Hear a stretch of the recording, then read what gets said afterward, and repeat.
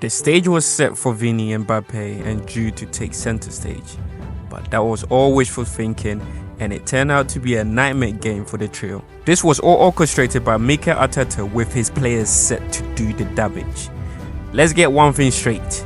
Yes, Declan Rice was terrorizing the Madrid players, especially Modric and Rodrigo, as his performance could make even the coldest of neutrals blush. Arsenal's win was not just down to individual performance from Rice, but several factors which had Mikel Arteta's fingerprints all over it. Mikel Arteta ensured his players were in the best situations across all phases of the game. This was chess, Ancelotti was playing Connect 4. Okay, a bit hyperbolic, but you get the gist. Before a single pass was played, most pundits had Madrid winning this game, giving Arsenal a slim chance. A bit disrespectful on their part, but hey, the question was, how would Arsenal cope with Madrid's front three of Vini, Mbappe and Rodrigo? Well, I think Carlo was listening to all of that and forgot to in fact come up with a system to nullify Arsenal's midfield. Madrid's usual defensive setup kind of pretend is working 4-4-2, with Mbappe and Vini both pretending again to be doing any sort of pressing. That literally looked the part. Carlo had his players shift into a 4-2-2-2 when defended. Bold, some might say, and clever on paper, but it was a shambles in practice.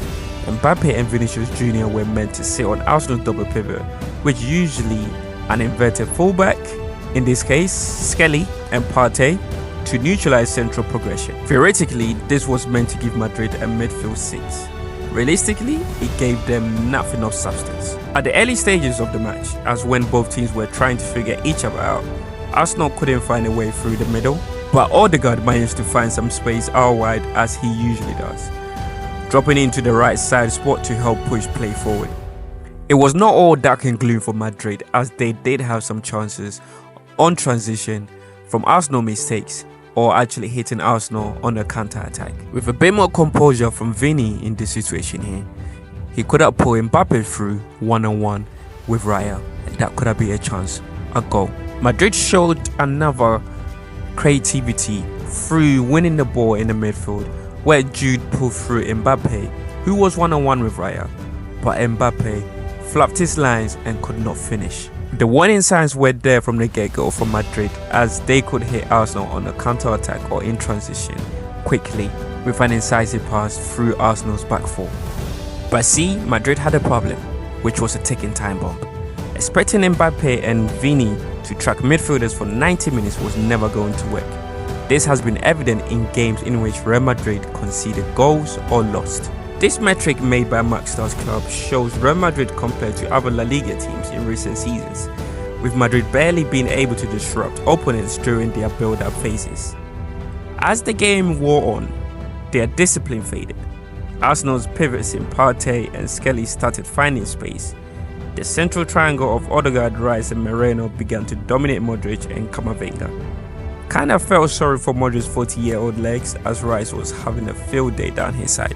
Skelly was able to beat the press from Rodrigo countless times, feeding Rice in the half spaces on the left hand side, who was then able to drive into the space, laying the ball off to Martinelli or being able to actually create chances. Did I mention Arteta had his fingerprints all over the game?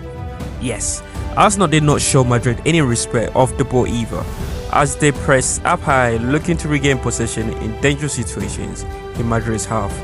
They went in packs hunting for the ball back, pressing man to man. As you can see in this situation here, Timber gave Vini Jr. no chance to get the ball down. This in my opinion is where Arsenal won, and Arteta used both flanks differently. On the right, it was all about isolation, with Timber playing at right back, tucked in deep. Saka repeatedly backed Alaba into the danger zone and had him in all sorts of bother. Saka was able to put in dangerous crosses all game long.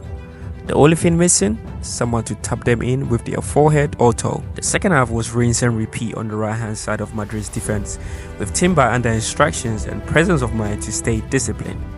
This allowed Odegaard to pull Bellingham in awkward spots, leaving Saka one-on-one with Alaba. Not a fair fight, as Alaba had not played left back in about 3 years, nor was he 100% fit with a visibly strapped up leg. By the second half, Ancelotti realized Saka was turning into a one-man disaster movie and tried doubling him up with Bellingham.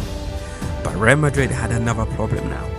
Odegaard was finding more time in the half spaces, and neither Alaba nor Bellingham could decide whether to stay or go.